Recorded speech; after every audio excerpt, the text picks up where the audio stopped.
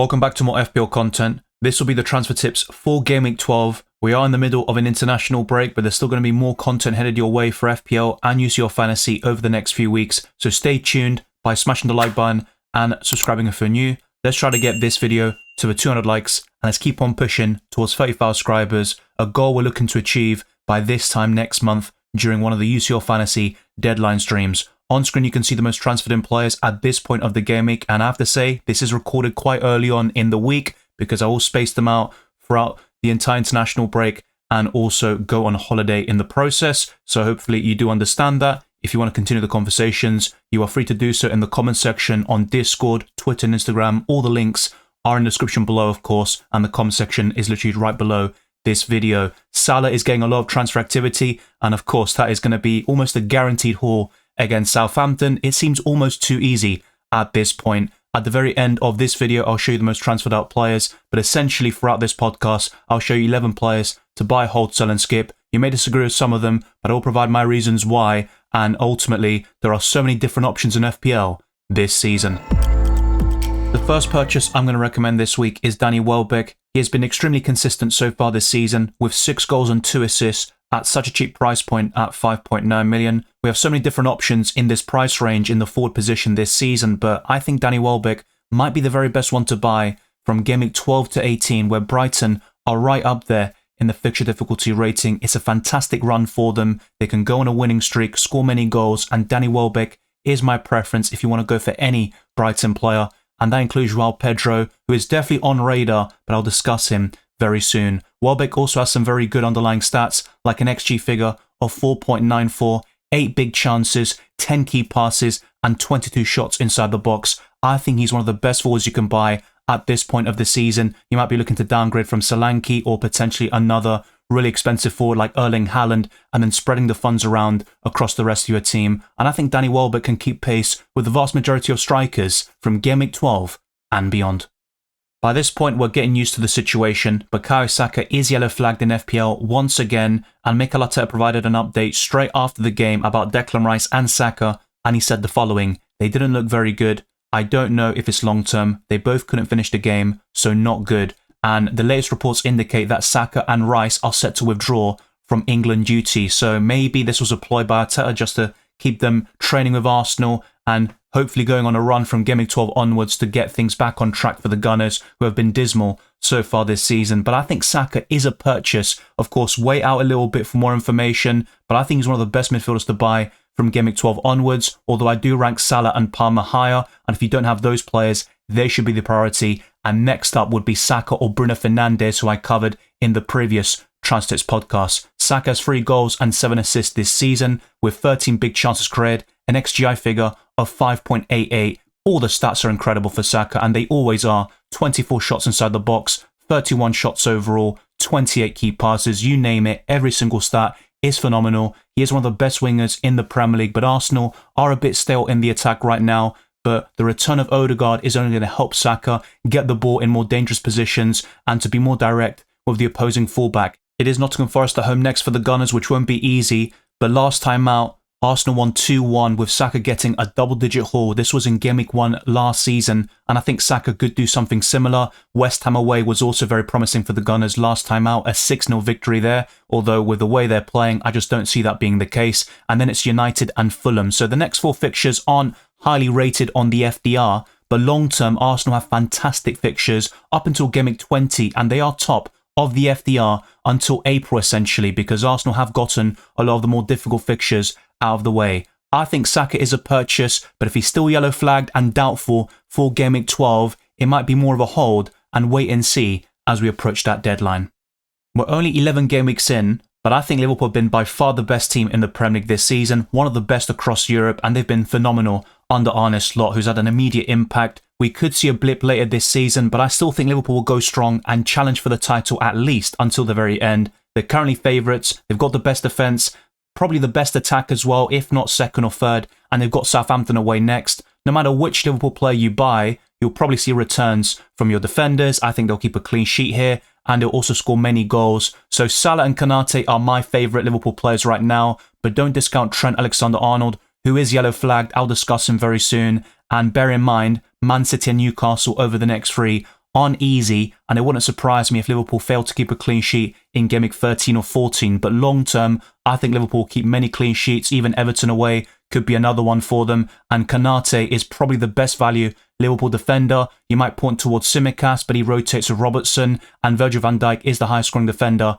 so far this season. And we can't forget Trent Alexander-Arnold, who has by far the most attacking potential and assist threat amongst Liverpool defenders. Konate has 1 goal and 1 assist, just like Virgil van Dijk. Only 1 bonus point, which isn't great, but 46 FPL points overall. Quite low ownership at 14.2%. And the price tag offers a lot of value because you get a consistent starter in the best defence in the league at this point of the season. Konate also has some decent underlying numbers, like 8 shots in the box for a centre-back. That's mightily impressive. 2 big chances, and the XG figure is 0.89. 3 key passes, 1 big chance created. I think Konate will get a few more goals or assists this season because of how much of a presence he is in aerial situations, especially from set pieces. So I think Konate is a buy. He'll get a return against Southampton. He is benchable in the 2 game weeks following this, but it wouldn't surprise me if Liverpool kept 3 clean sheets out of the next 4 game weeks.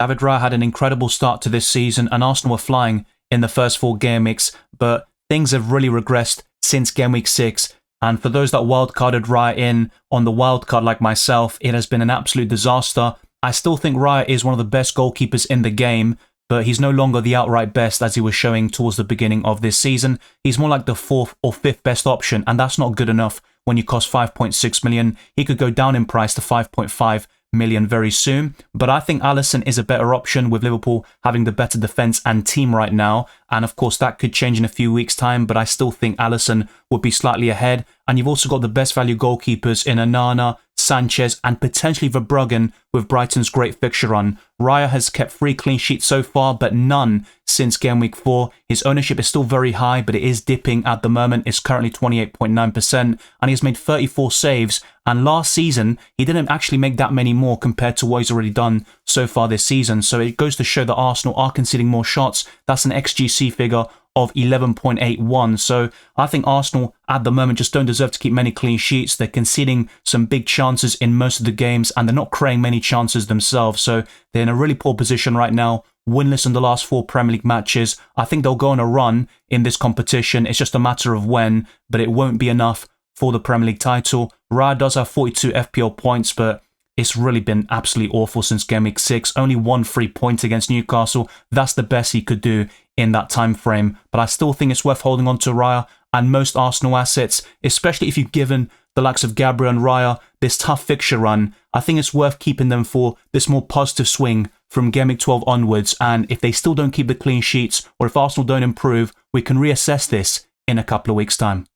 We don't have a conclusive update about Trent Alexander-Arnold just yet, but the best I can do is an update by James Pearce, who is a reliable source, and he said the following: no scan results yet, but confidence that Alexander-Arnold's hamstring injury isn't too serious. Hope is that immediate substitution, limited damage. He has been playing with painkilling injections in recent weeks after suffering side strain versus Finland last month, and Trent is currently the 2nd highest transferred out player, only behind Erling Haaland, and he faces Southampton away next. My advice is to keep him. I personally think he will be available against the Saints and start that match, so I don't think it's worth offloading him. I could see him getting a clean sheet and an assist and potentially a double-digit haul against Southampton. Against City and Newcastle, it doesn't look too great, especially for a 7 million defender who isn't quite offering that value. Only 1 assist this season. The likes of Konate and Van Dijk, who are even cheaper, are getting more goal contributions, but I still think Trent will have by far the most in that Liverpool defence, and the stats will suggest this. 20 key passes, an XA figure of 3.18, that is expected assists of course, and 6 big chances created. I think Trent is going to be one of the best defenders in the game. He might not be worth the 7 million right now, a bit similar to the Haaland debate up front, although I think that's definitely much more heightened due to how expensive Erling Haaland is. But I think Trent is definitely worth holding on to for Game Week 12. He may look like Trent Alexander-Arnold, but he's actually been better in FPL so far this season with 3 assists at such a cheap price point of 4.7 million and 40 FPL points. Robinson was in my Game Week 1 team, and he's been a very consistent budget defender, and the next 3 game weeks look good on the FDR. I don't like Brighton at home for defenders really for any team, but I think a clean sheet is possible against Wolves. I just wouldn't be buying Robinson in necessarily this week. If you're wildcarding, I don't mind a Fulham defender like Joachim Andersen at 4.3 million, or Robinson, who has more attacking potential. But I just think Robinson ultimately is a hold, and the same goes for most Fulham assets. That includes Raul Jimenez against his former club, Emil Smith-Rowe, who's one of the best budget midfielders. But Robinson has 10 key passes, which is very impressive for a budget defender. Only one shot inside the box, 0 shots on target, but he's more of an assist guy. He's got an expected assist figure of 1.1, and of course 2 big chance created. So I do like some of the underlying stats, but they're nothing spectacular or amazing. I just think Robinson will tick along nicely and probably end up this season with over 5 assists and maybe get a goal to his name as well. But you might be hoping for a lot of luck there in that department. His ownership is still quite high at 16.1%, but it was much higher around Game Week 1 and in the preceding weeks when he had such a good start to this season. But I think Robinson is a hold. One of the most disappointing players in the Premier League this season has been Phil Foden. I think his recent performances have been good, and in the Champions League, he is scoring very regularly in that competition, but he hasn't been able to translate that form into this competition. Only 1 assist, which came against Wolves. It was a very clutch assist, to be fair, for John Stones' late winner, but in the preceding game weeks, he has played 90 minutes against Bournemouth and Brighton, 2 fixtures where he did very well last season. He also had Southampton at home, which is when I bought him in for Saka, and it just hasn't paid off at all. And at a similar price tag, you've got Bruno Fernandes rising to the surface as a great FPL option. Saka and Palmer go without saying. Heung-min Son is still very explosive. I just don't think Foden is worth that money, and with 1 goal contribution in 11 game weeks and not even a single goal, that is absolutely extraordinary. I think he'll come good eventually, but it's a matter of timing, and Man City are missing some key players, and the absence of Rodri has been detrimental to their title hopes. Manchester City have lost 4 games across all competitions. They were battered against Sporting away from home. They lost to Bournemouth and Brighton despite taking the lead against the Seagulls. It just hasn't been good for them in the last couple of weeks. Maybe this international break will turn things around for Pep Guardiola, and I think they'll respond against Tottenham at home. Foden has 16 key passes this season, which is very impressive considering his limited minutes in the grand scheme of things. Only 16 FPL points though, and his ownership is very low for a reason, 6.6%. He's currently in my team, and there are many midfielders I'm looking to actually buy, and Phil Foden would be the sacrifice. So this might seem almost too simple, and this could still backfire because Foden is a quality player, and Tottenham at home isn't a bad fixture for attackers. I think Foden will come good, but with only 1 shot on target, a minimal XG, poor underlying stats, and never looking like scoring or assisting. I think Phil Foden is a sell. Dwight McNeil had a great start to this season, but it has faltered in the last couple of game weeks ever since I suggested him as a purchase only a couple of weeks ago. He still has 3 goals and 3 assists for the season with 8 big chance created, and he's always very good for creativity stats like the key passes, which is 27, which is insane for a budget midfielder. But I think Dwight McNeil might be a sell, and you could definitely delay this for Game Week 15 when Everton have a fixture run of Liverpool, Manchester City, Arsenal and Chelsea. That is a horrid run, and the likes of McNeil, Calvert-Lewin, which goes without saying, and all these assets would be sellable. But I think Brentford at home is a good fixture for any attacker, and McNeil is still the best Everton forward or midfielder that you can definitely have. So you might want to delay this move to Game Week 13 or 15. That's completely up to you. But I think McNeil is a sell at some stage, and you've got other budget midfielders like Semenyo, Smith-Rowe, Rodgers, and potentially either Amad Diallo or Garnacho for Manchester United. So this might be a bit contentious, and I don't think McNeil is the biggest of your problems, but I ultimately think he's a sell. Over the course of this season, Rico Lewis hasn't been that bad in FPL. He had a decent start with a clean sheet at Stamford Bridge and a few assists here and there, but it hasn't been that great. I bought him on the Game Week 6 wildcard, and he's only got 1 or 2 returns essentially, so it hasn't been good enough from Rico Lewis, and I think he's a rotation risk. The only Man City defender I'd recommend right now is Gvardiol, and in UCL Fantasy, Akanji is another one that I always kind of highlight, and Rico Lewis is a better asset in that game compared to FPL because he's more nailed on in that competition. So I think Rico Lewis is sellable. He's still 4.9 million, but expect that to change in the next few weeks. I could see him dropping in price fairly soon. And you've got Kanate at a similar price range. You've got Mazraoui and Dallo. I think they're all better options, not to mention Aït-Nouri and other choices like Robinson and Joachim Andersen that I've mentioned in this video.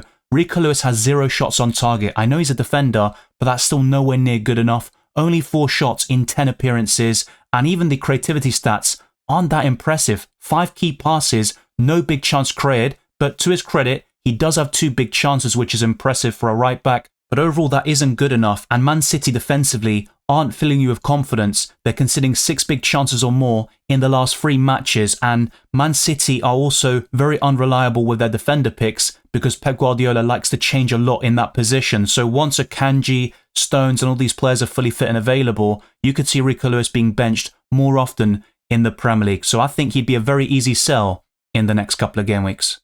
We're now on to the skip section, and this will be by far the most contentious pick in terms of the buy, hold, sell and skips throughout this video.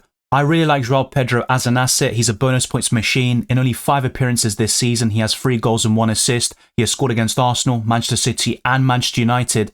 But I do think you should be careful with this pick. In the last international break in Gameweek 4, when João Pedro was a big thing, I bought him, for example, and was severely burned from that purchase. Of course, a lot had to do with him being called up to Brazil, getting that injury, which we didn't know about, and a lot of misfortune. But I think João Pedro is fairly injury prone, and I would be very careful by lunging in and just buying João Pedro. My personal preference is Danny Welbeck, who's been so consistent this season, and he's getting very good minutes every single game. But João Pedro is definitely one to keep on the watch list, and I'd potentially buy him fairly soon, but I'd probably delay this move to Gameweek 13. And don't get me wrong, I think João Pedro is a good FPL asset, but it's just a question of can he stay fit and can he be reliable with his minutes. I think he'll become a certain starter at some stage, but there is the possibility that Rutter starts with João Pedro in Gameweek 12. So my advice would be to be cautious with João Pedro, reassess the situation, and I think the best time to buy him would be in Gameweek 13 when Brighton host Southampton. But it's worth mentioning that the Seagulls in the last couple of years sometimes drop points very cheaply against the weaker teams. We saw that against Ipswich Town earlier this season, and they step it up against the biggest clubs in the country. João Pedro is a great option in FPL, so I think he will be a purchase very soon. He's only 5.4 million. You can't go wrong with this pick, and he is a very enticing option with the bonus points, and he's very consistent with the goals and the assists per 90 minutes. But I just think with Danny Welbeck, Cunha, Strand Larsen, Jimenez, Delap, Chris Wood, and many other budget forwards, you don't need to lunge in to João Pedro just yet, and give him a bit of time to see if he's fully fit in the starting 11 week in, week out. And I think Gameweek 13 is the optimal time to buy him. The 11th and final player covered today is Sales, and it's quite surprising for me to cover goalkeepers, let alone 2, in this very podcast. Now, I actually made this list before Nottingham Forest's game against Newcastle, and they went 1-0 up, and it was looking good for them, sitting 3rd in the Premier League table. But Newcastle made an impressive comeback, and they created so many opportunities against Nottingham Forest, and that's my main issue with these Forest assets now. Their fixture run until Gameweek 18 is terrible, despite having Ipswich Town at home in Gameweek 13, which looks great for a clean sheet, and you definitely want to keep Aina, Sales and your Forest assets for that game. I wouldn't be buying them in now. I think the time has sailed, their fixture run has ended, and we're now going to see a very difficult period for Nottingham Forest where they could drop a lot of points, concede several goals, and maybe struggle to score in certain matches. It's Arsenal and Manchester City away in the next 3 game weeks. Both teams are struggling, but I think both have the capability to bounce back, and they've got great records against Nottingham Forest. So I think Sales is a skip, but he has been the best goalkeeper in FPL from a value perspective. He's only 4.7 million. His ownership is still very low at 7.4%, but 4 clean sheets, 30 saves, an XGC figure of 11.27, which is identical to David Raya, who's 5.6 million. All very impressive. 51 FPL points, also an assist, which of course is very rare for a goalkeeper. But I just think Sales is a skip. The same goes for Aina and most Nottingham Forest assets, and that includes Chris Wood, but do not sell them before Gameweek 13. And there we have it, 11 players to buy, hold, sell and skip, all covered for Gameweek 12. If you want to see an updated version of the transfer tips, then let me know down in the comment section below, but there will certainly be a best wildcard team, also my transfer plans, the team selection, and potentially an updated wildcard team headed your way in the next couple of weeks, on top of deadline streams, reaction streams for FPL and UCL Fantasy, not to mention best limitless and wildcard squads for UCL Fantasy and the team selection as well. Thank you very much for watching this video and listen to my podcast. If you enjoyed it or found it useful, then be sure to smash the like button and subscribe for new. I promise to get this video to 200 likes and to keep on pushing towards 35 subscribers and beyond. Follow me on Twitter and Instagram, DylanRCM, and check all the other links in the description below for my Patreon and the championships for early access to my videos, amongst many other perks, the Discord server, FPL League, Draft Hound, as well as Spotify. Leave a 5-star review on my podcast and follow me on Spotify it would go a long way to support my channel. I wish you all the best of luck for Game Week 12 and the rest of the season, and I'll see you next time.